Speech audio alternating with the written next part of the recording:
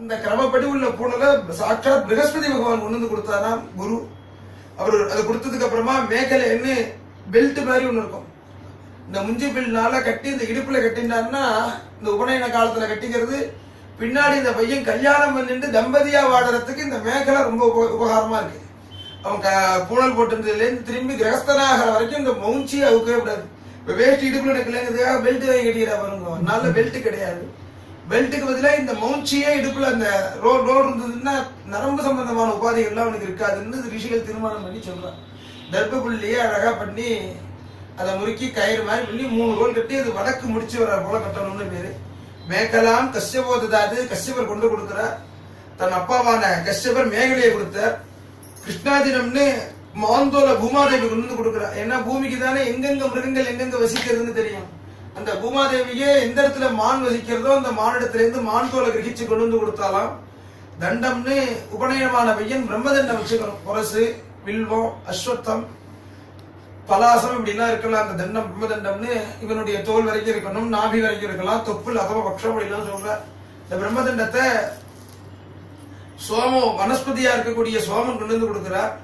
அம்மா கௌபீனம் கொடுத்தாலாம் இந்த குழந்தை கட்டிக்கிறதுக்கு. இப்ப லௌகீகமா என்னென்னமோ எல்லாம் உபயோகப்படுத்துறோமே தவிர கௌபீனம் இந்த பிராமணனா இருக்கக்கூடிய குழந்தை உபநயன காலத்துல அவசியம் கட்டிக்கணும்.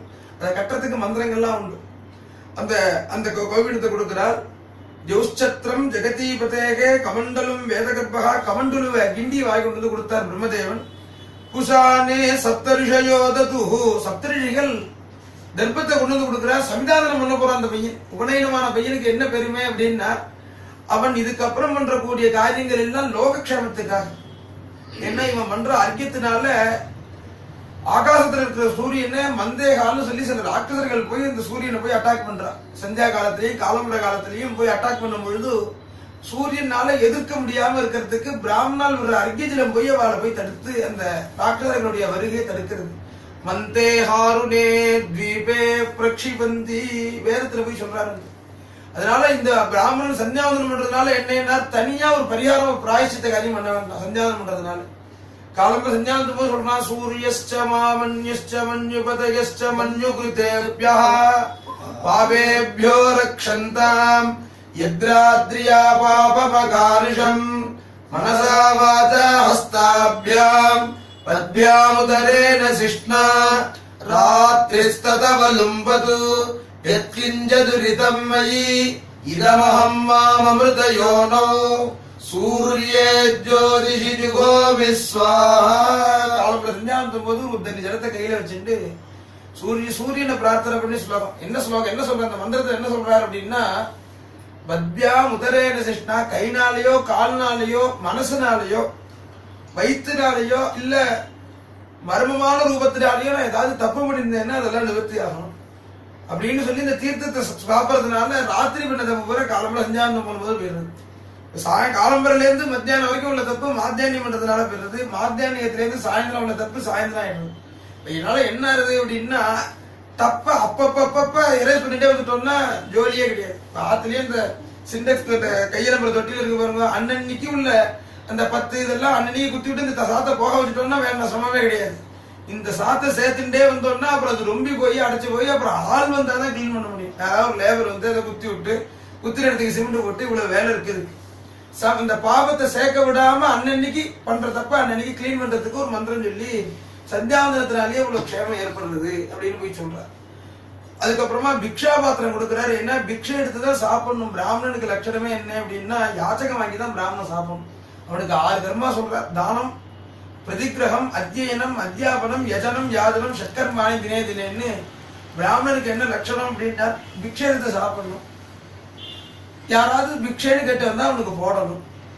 தானம், பிரதிகிரகம், யாகம் பண்ணணும், யாகம் பண்ணி வைக்கணும், தான் அத்தியனம் பண்ணணும், அத்தியனம் ஒருத்தருக்கு சொல்லி கொடுக்கணும், தான் கத்துனதை இன்னொருத்தருக்கு அதை பாஸ் பண்ணணும். இந்த 6 அவனுக்கு கர்மா. அப்படி இல்லைன்னாலும் இதனுடைய ஒரு அங்கத்தையாவது கடைபிடிக்கணும். ஒரு அங்கத்தை கடைபிடிக்கிறதுனா என்னன்னா வேதம் முழுக்க அத்தியனம் இல்லைனாலும் காடகம் வரணும்னு சொல்றது, இல்ல மந்திரவஷ்டம் மட்டும் சொல்லிக்கிறது, இல்ல ஒரு புருஷத்தை மட்டும் அத்தியனம் பண்றது, அதை மட்டும் அடுத்த ஆளுக்கு சொல்லி வைக்கிறது, யஜனம் பண்றது, யாதனம் பண்றது இப்படிலாம் போய் சொல்றார். அதற்காக பிக்ஷா பாத்திரம் கொடுத்தாராம் யக்ஷராஜ். யக்ஷராஜன் யாருன்னா குபேரன் கொடுக்குறான் பிக்ஷா பாத்திரத்தை அந்த வாமன மூர்த்திக்கு. முதல்ல பிக்ஷை போடணும், யார்கிட்ட பிக்ஷை வாங்கணும் அப்படின்னு போய் சொல்றது வேதம் சொல்லிட்டு, யாரு கேட்டா இல்லைன்னு சொல்லுவாளோ அவள் இடத்துல முதல் பிக்ஷை வாங்கணும். அதனாலதான் நம்ம சாஸ்திரத்துல என்ன சொல்றாருன்னா, அம்மாட்ட போய் கேட்கணுமா பிக்ஷை. பவதி பிக்ஷாந்தேஹி அப்படி கேட்கணும். அன்ன பிக்ஷை அம்மா தான் போடுவாள் அன்னைக்கு உபநயன காலத்துல.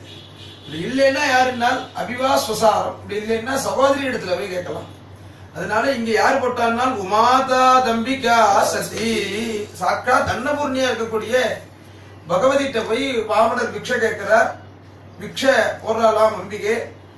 பூனல் போட்டுட்டோன்னே முதல்ல என்ன காரியம் பண்ணாராம், நிறைய காயத்ரி பண்ணி தபஸை சேர்த்துட்டாராம் சுவாமி வாமனமூர்த்தியா இருக்கக்கூடியவர். ஏன்னா இது கர்ம பூமி ஆனதுனால இங்க யார் வந்தாலும் கர்மா பண்ணியே ஆகணும். எக்ஸசைஸ்ல இருந்து விடுப்பே கிடையாது. அதுதான் ரொம்ப தெரிஞ்சுக்கணும். இப்ப என்னன்னா கர்மாக்கு பயந்துன்னு நிறைய பேர் சன்னியாசி மாதிரி வேஷ்டி கட்டிக்கிறா, காய் வேஷ்டி கட்டிக்கிறா, தண்டங்கிறா, கமண்டல தூக்கிக்கிறா. அந்த மாதிரி சன்னியாச தர்மம் இதை விட கடுமை. என்ன பிரணவத்தினாலே விவகாரம் பண்ணணும், ரொம்ப கரெக்டா இருக்கணும் சன்னியாச தர்மத்துல. இதுலயே கொஞ்சம் ஏதாவது தப்பு பண்ணா பிராயசித்தம் உண்டு. சன்னியாசிக்கு பிராயசித்தம் கிடையாது. இது கொஞ்சம் சதோ எல்லாத்தையும் விட்டாப்புல தோணும் சன்னியாச தர்மம். ஆனா அது ரொம்ப கடுமை. இவர் நிறைய தபஸ் பண்ணிட்டு மகாபலியை ஜெயிக்கிறதுக்காக போறார். ஒரு பத்திரிக்கை வருது ஆத்துக்கு. இந்த பத்திரிகை என்ன போட்டிருக்கு, நர்மதையுடைய வடக்கு பக்கம் ஒரு பெரிய யாகம் பண்றான் மகாபலி.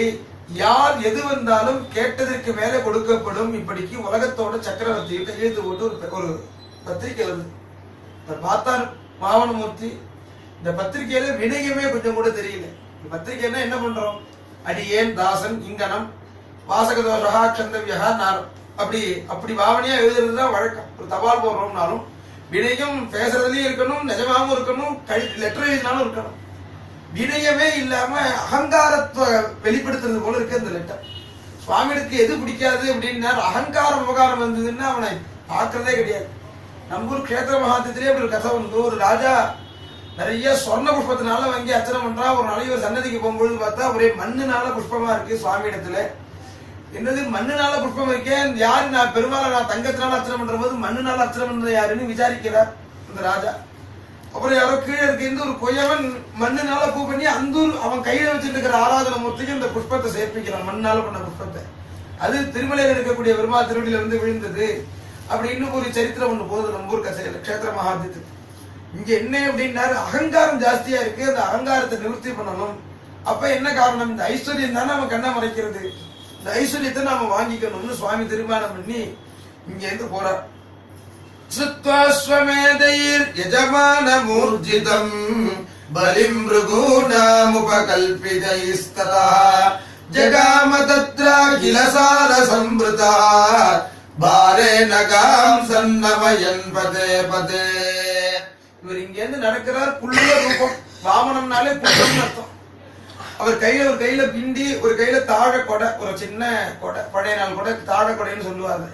பெரம்புனால பண்ண கொடை அதை எடுத்துட்டு போறார். இவருடைய பாரம் தாங்காம பூமி அப்படியே இப்படிமா படகு மாதிரி ஆடுது. பாரே நகாம் சன்னமயன் பதே பதே. இங்கிருந்து போறார்.